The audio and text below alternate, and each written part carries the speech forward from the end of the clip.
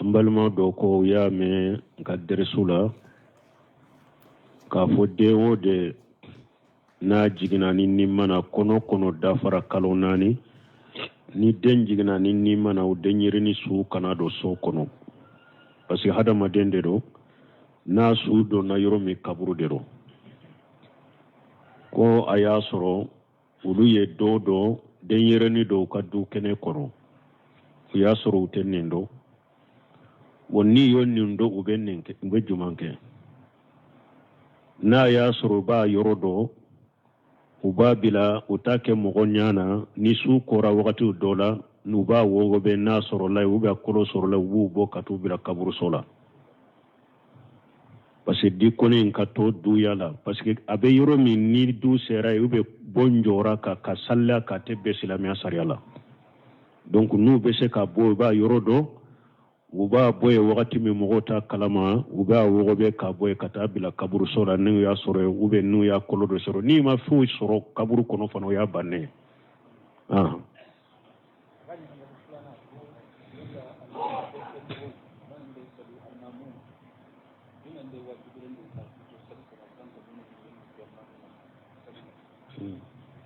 mo ko almami ko fe mogo jumane juma wa jibra ka ke almami no fe sallila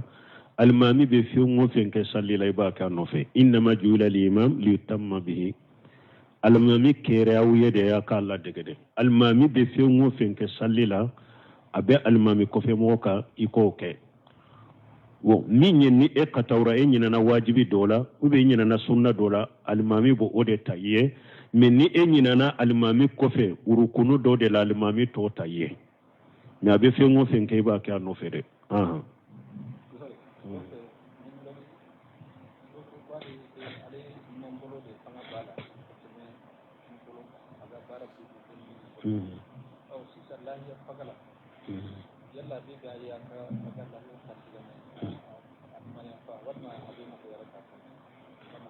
bon ko mogo do ko ako ale ka bara be fanga ba ka keni aba keni numan bolo de woni lahiya kantigela aka kan lahiya kantigena numan bolo ba ka ke mo gorema o ko nunu de male a asar amogo do be u be fengo fenni keni kini bolo ulu be se ka keni numan bolo de haru ka sebelinu ka fembe o tigi o be akal lahiya kantigena numan bolo fo itala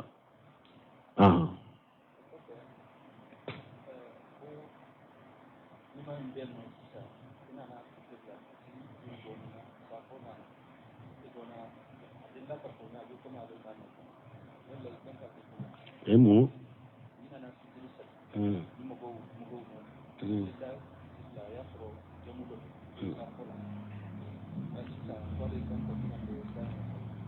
ko ni mogo min nana misiri la futuri wakati de do e nana futuri salli de kama me ya soro misiri mogo ye jamu de ke ye futuri salli ube safola e ba ke chogodi ibe do ni futuri ngania de e be do almamini jamano fe futuri ngania na ya soro ube safo arakan folo de la e donna unno fe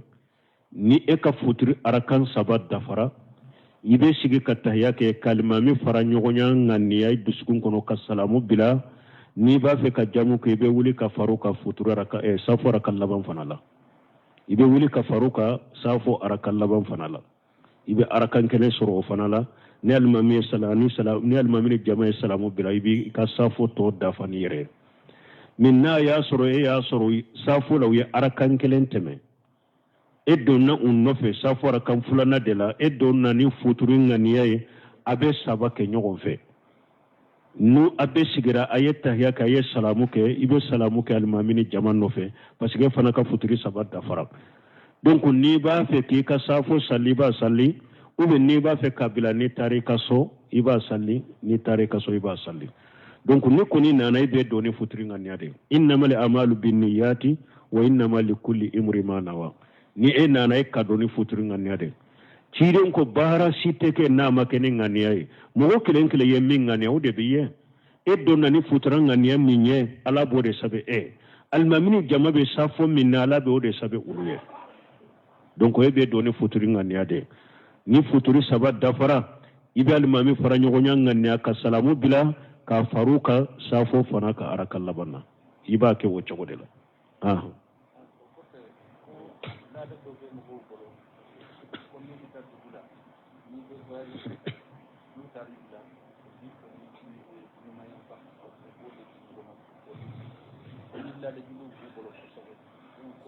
bon ko abe do bolo ni beta tamayro la no betu bilasira na be fara u be numan bolo de dima ni nyella da ko nenye nyogon foli ko ni la be fara nyogon nawo mo bora tungala o nyogon fo be ke kinimbolo de aba kinimbolo de di nyogon ma ne ka fo numan bolo be di nyogon na de la to la islamia sariala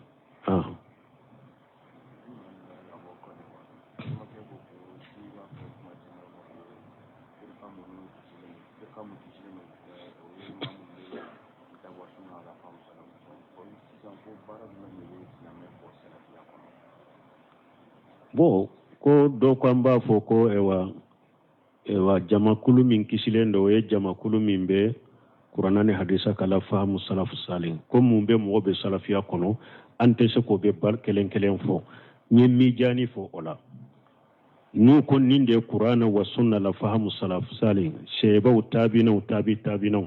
aqida sugu min tumbula mana hajini bara sugu min jogo min tumbu bolo ni mogo min boka e salafiya ni mogo min to ka ite salafuya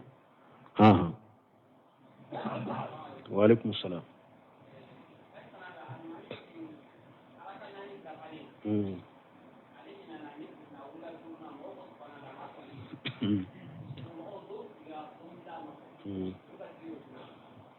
bo ko almami mi salifana adafara arakannani awulila kata durunama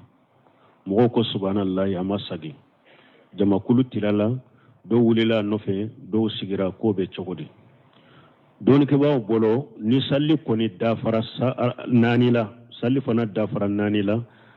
shaykhul sila buntemiya ben ni fo majmu fatawala akoni alimami wulila kata durunama dankaniya be mogo bolo ko salli dafara nani ate be ka wuli ka fara alimami ka akoni wulila ka fara alimami ka dankaniya bi bolo ko nani dafara ka salli ciyana bon ni mogo min ni dankaniya ti bolo ko salli dafara e nyana alimami wulila salli ma dafade e wulila nofe fente ka salli la donc ni alimami wulila kata durunama jama ba fo subhanallahi de na masagi munu dankaniya ba duskun kono ko salli dafara kana wuli asigilen ka toye ka alimami makono munu ni dankaniya tu bolo ko salli dafara ni wulila alimami nofe fente wulu ka salli la parce que do ba fo jamana kono ndella ka me do ka fatawa wula konni alimami wulila kata durunama konna ko subhanal na masage ko be ka wuli anofe o pasiga ba soro ko anyinana fatiha la ka arakan dola so sala bun temiyan muhammad ibn salim semin rahimahullah do ke ba to ko harin na ya soro o de kera harin na fatiha de ko ka arakan dola almami de nyinana eminye almami ya aka arakan salli anana asigraye salamu bila salamu bila nofe ni emi dankanya tibolo ko salli dafara ni e wulila nofe basitika me togo site mogo dankanya la ko salli dafara ite wulide ko arakan dola tanke dankanya be bolo ko salli dafara ite wuli ni wulila dro ka salli ciyana e sigilende beto dankanya te min bolo no wulila almami no fente wulu sallila parce que dankanya tu wulu bolo salli dafalila wulu fana sikara de filila ro comme almami filla chogomi nyo o duru ke cide nyana salli madafade sebo fana nyana salli madafade parce que cide nye sarale kelade wa hawdo be saka jigi cide ka wulu ta kalama oni e kalmami te kelenye salli dafale duru ye da fora cide nya ko yala haru ye cide nyin ka ya chogomi ani an ta tuke we cide nyin ga ko do farla salli ka dewa akwai doma fara ka de ewa ko ye duru de salli cide nye bada sujudu ke ciden ta tunta dode bo sebo bolo ni cide nye femmi ke ba sor wahu do jigiraka ka do fara salli ka wulila nofe parce que salamu ko fe ko do de farla salli ka ube mundo ko fe ma fara salli ka de e ko wa ye duru de salli donc oni eta te kelenye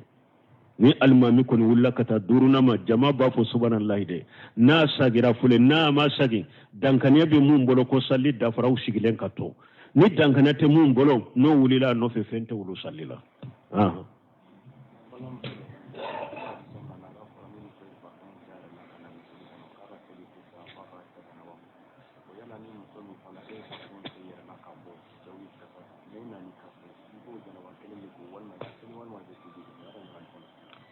bon ko an balimamuso dɔ ko ni ciden ko ni mɔgɔ min ye muso min ye farafɛn ka yɛrɛ la ka na misiri kɔnɔ ko a ka sali masaha ka janaba kɔ ne ma hadisa ye o cogo la ciden ko dɔrɔn ko ni mɔgɔ min ye farafɛn k'i yɛrɛ la muso i kana seereya ka faran ka safo yɔrɔ la i kana na misiri la ka farafɛn kasa in to i la hadisa dɔw la ciden ko ni mɔgɔ min ye farafɛn k'i yɛrɛ la ko i bɛna misiri la taa ko ka bɔ yɛrɛ la a ko i ka farafin de ko mais a m'a fɔ i ka janaba yɛrɛ kɔ dɛ a tɛ komi janaba kɔ a ko i ka farafin de ko ka bɔ yɛrɛ la n'a b'i farikolo bɛɛ de la fɔ ka bɔ i ka farikolo la ni farafin t'i farikolo yɔrɔ bɛɛ la farafin bɛ yɔrɔ min i bɛ o yɔrɔ in de kɔ a tɛ komi janaba kɔli hadisa wɛrɛ nana ciden ko muso o muso n'a ye farafin kɛ a yɛrɛ la ka na tɛmɛ cɛ jamakulu sigilen na fahiya janiyatu janiya o jɛnɛya sugu n y'a faranfasiya aw ye jɛnɛya sugu min don maana i bɛ kɛ sababu ye ka mɔgɔw ɲɛw bila jɛnɛya la parce que ɲa bɛ jɛnɛya kɛ ɲa ka jɛnɛya ye mun ye ka walimuso lajɛ ni damu ye i bɛ mɔgɔw bila ɲa jɛnɛya de la a kɔrɔ tɛ ko komi e yɛrɛ ye jɛnɛya kɛ ko haddu bɛ bɔ i la ou bien a kɔrɔ tɛ komi a bɛ komi i ye jɛnɛya kɛ i ka taa janaba k'o tɛ dɛ ɲa jɛnɛya i bɛ kɛ sababu ye de mɔgɔw b'i lajɛ de k'u ɲa de bila jɛnɛya la fahiya janiyatu korenin de a tɛ komi i ye jɛnɛya kɛ ko haddu bɛ bɔ i la a tɛ komi ko ni i ye cɛ jɔɲɔgɔnya i ka taa janaba k'o tɛ a ko i ka farafin de ko ka bɔ i yɛrɛ la dɔrɔn mais a m'a fɔ fana ko sali tiɲɛna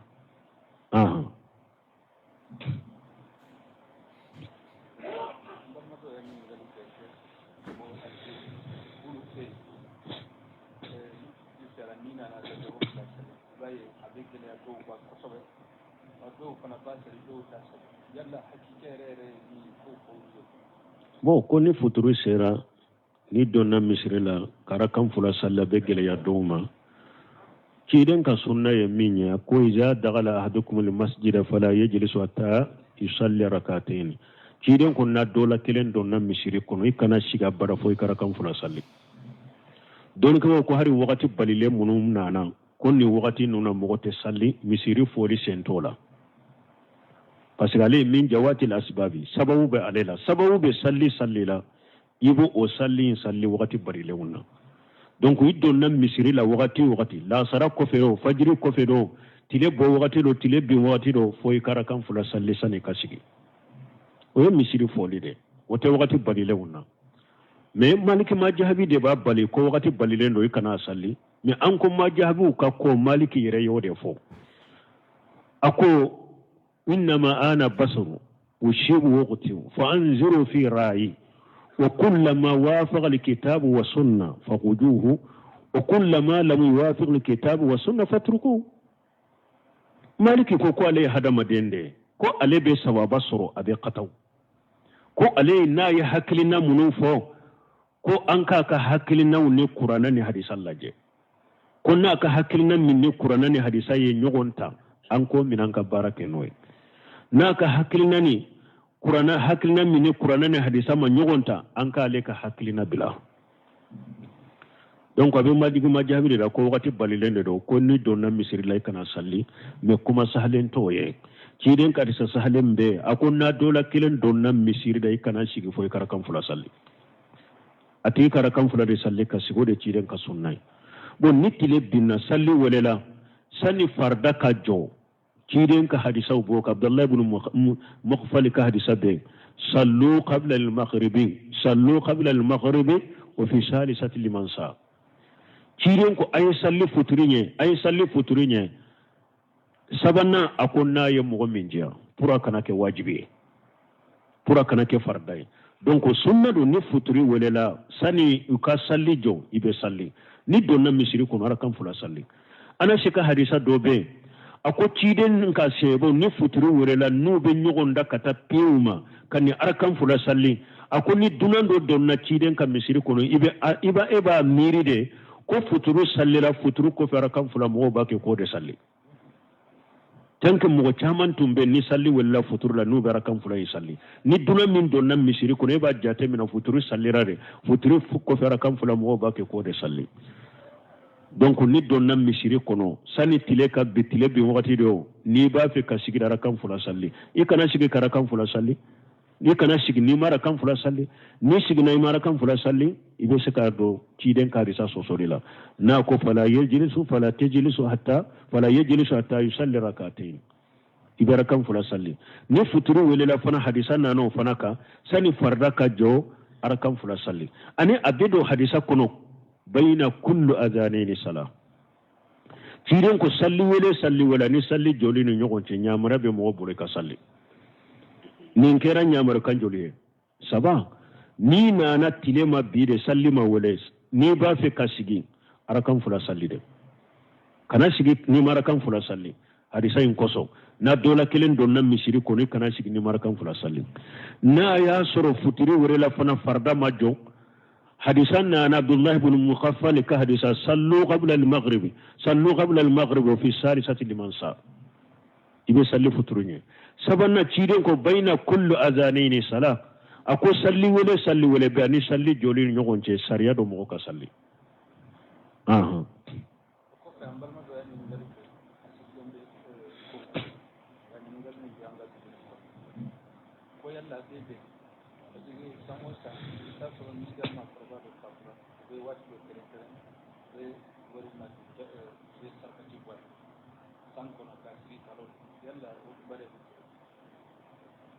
ممكن باريا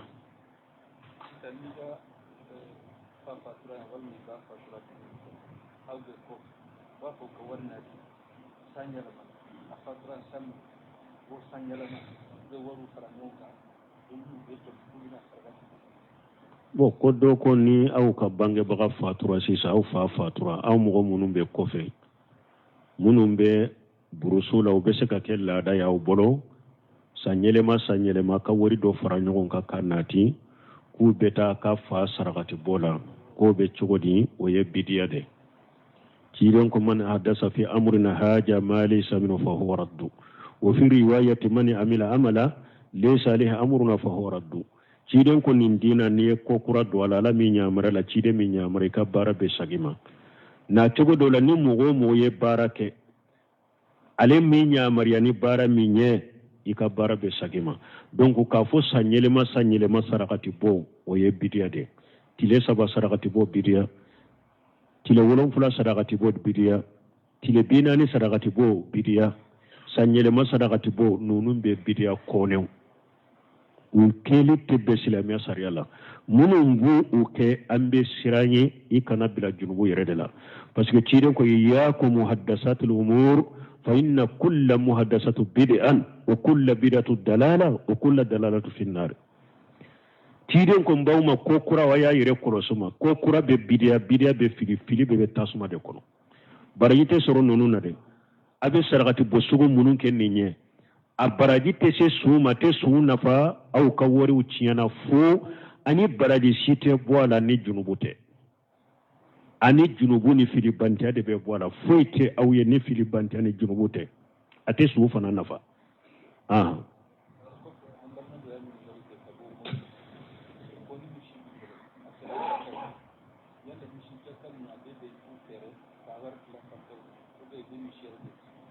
o kwambal make dobe mawuti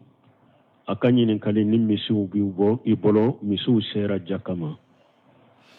yala misiw ka jaka benna misi hakke mimma ebe se ku fere ku wori tila fantaw ni nyogon cewa ite se ku fere misi munu ni nunu o donna ko nunu de jakai etate wulu ye tuguni o ye fantaw de taye ibe misi nyere de ta kadi fantaw ma cogo min kadu ye uba ko cogola nuku butila nuku bufaga nuku bufere me e kanu fere etate e kanu fere kana folote misi munu kera jaka e dorobe ulu boku di fantama fantam nyire bu ke cogo mire ubo ke o cogola chaman ba ke abede misi munu jaka benna misi munu ma har ka kariya kulu fana bode ute sode ma u be prix do jate minulo doro ko tila fantaw no ñogonte hari te se a prix normalement nin be jakka bo baliya fere de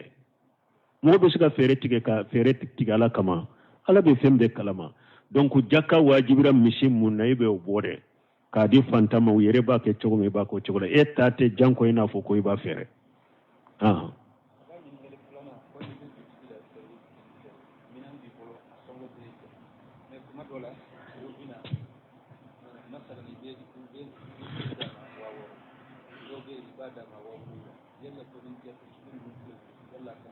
bon ko ni minan bi bolo iba fere doma pirila waworo iba fere doma wawolon fula be cogodi na ya soro iba fere mima wawolon fula ni minayin ka pirite o ma sugu kono yorobe abe waworo de la comme ya do alete sanni fere cogodo iya fere ale ma wawolon fula ote beye ibina ka wodela ibina ka de ninte tremeri do ninte minando nka fenda kan ka fera ma ibina ka wala minan be prix minna koni wa woro do fambe mina indone ne do wa woro de ndom baga nyuma don nana mbato ye wa duru basite nina mbato ye wa nani basito nina ni dom baga mi re nana terekero mbata kadima fu fembila wala ni minan prix europe wa woro de do ibadi mogo be ma wa woro de men nin nana dom baga do nyato e ma wa duru basito law men minen piri ye wa woro de nin nana e ma ko te sanni fere cogodo itara ke wa wolon fula e ibinna ka wote be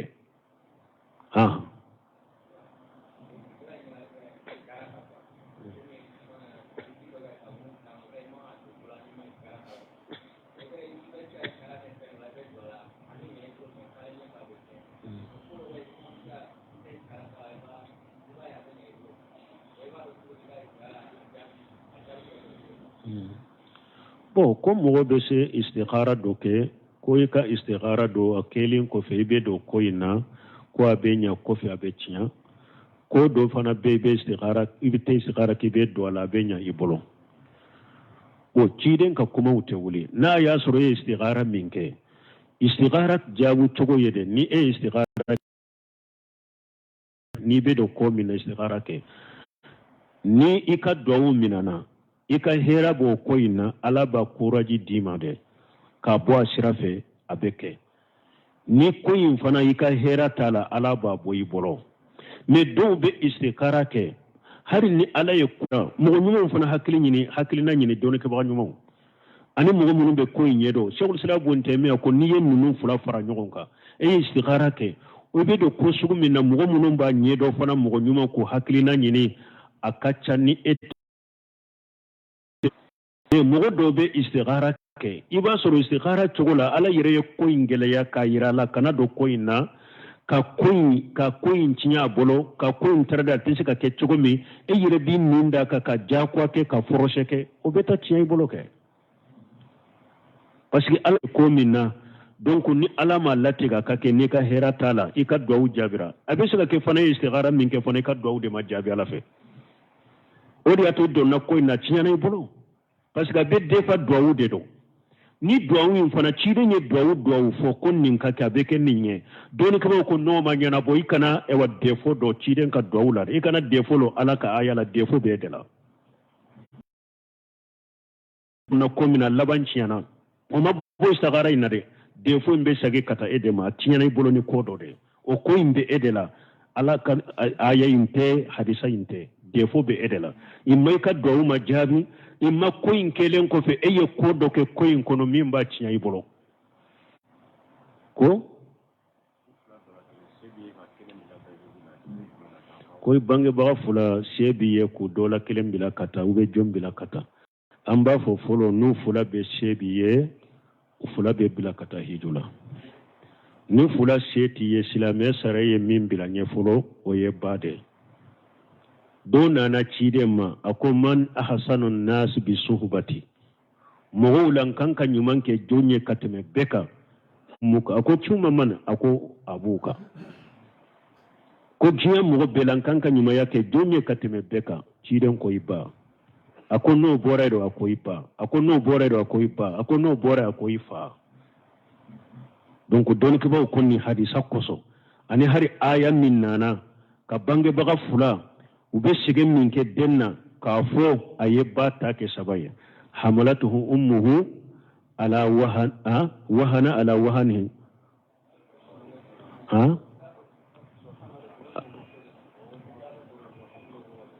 حملته أمه كرها وورته كرها وحمله وفصاله 30 شهرا ko ciden fuleka sabayin bo ni aya de la ko bayi ka kono ta geleya ka i jigi do ki jigi geleya ka bo ni jigina fana i denyere ni lama ka kono ta ni ye ani katai bo ashina abebe kalo bi sabayi ba kelende bolo 30 shahara kono hakeye kalo woro shimi hakeye kalo muga ani nani nin be ibi ba kelende bolo donc nin ko saba koso de tide nye hakke saba dama kan nani na ke fatai donc doni ke ba ko ibi ba de bila kata hijula me na jamana be la hala mina ibe yoro mi be mara choko mina ibi fado dina ma fa ni ba bila kata anake ba ma deguye anaki ma deguye kaki ba ma deguye ado adegu yera bese ka bila o koso yere o sababu la fa bila kata hijula puri kana tora ni degu se ibani e yere ma parce que ma famu ni yere yado ni ya lata seni mesare ni nde fode parce que kudo be tora do fitina do sirani kama kudo ye sariya ibo toye donc ni yere ambe mara chogo min ambe balo chogo min na be bado ni e yen min ke ki babila kata hijula kale to fo kata alelta hijula sabate lafiya ite lafiya ni yo odo ala kana kunko sei bama donc wi bila kata hijula ni ala no yaki be babila kata sono silame sariya ko ni bade bila nyai ni dina famura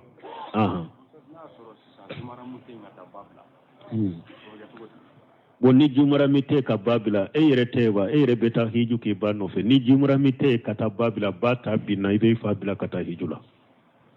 ni jumara mite ni ba beta hijula kana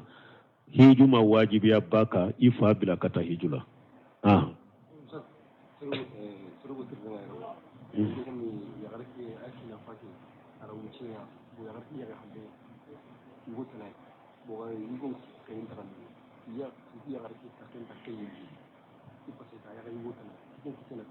bon ko muso do de do a furulen tumbe chema che banna ko kofe muso furula che warema che min banna ka che min banna ko a che tila wakati ko tanke muso furuna a sente chiya la ninte chiya e ka fo chogore la minte ni nyede mais ninde do tanke a che folo fatura ka to che furu de la na ya rasulu che fatura ka to che furula che kan na folo matila fo ale furula che warela akan ni yorobe che folo min fatura akan ni yoroba chiela furu inte akan ni yoro imbi ka bonni chiela ubien ni chogo were do ka bange mo hoye